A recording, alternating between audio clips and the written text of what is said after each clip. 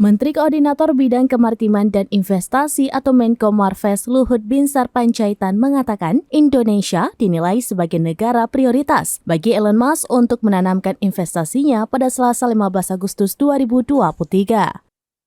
Menurut Menko Luhut, Elon Musk menunda semua investasinya dalam kurun waktu 1,5 tahun ini. Hal itu dia ungkap setelah melakukan pertemuan dengan Elon Musk beberapa waktu lalu. Di sisi lain, dikutip dalam akun Instagram resminya, Menko Luhut mengatakan Elon Musk khawatir ekonomi global sedang dalam kondisi yang tidak baik-baik saja. Terlebih ketegangan antara Amerika Serikat dan Tiongkok masih terjadi. Elon Musk enggan mengambil risiko dalam bisnisnya, meskipun Luhut menegaskan ekonomi Indonesia tengah dalam posisi yang baik. Sehingga Elon Musk mengurungkan niat investasi Tesla Inc. di Indonesia. Bahkan Luhut menegaskan Elon Musk tidak melakukan investasi di negara manapun. Di sisi lain, Menko Luhut mengatakan bahwa Tesla saat ini mengalami kelebihan produksi. Dari 3 juta produksi baru terserap 1,8 juta, sehingga Elon Musk memutuskan tidak ingin nasibnya seperti General Motors atau GM.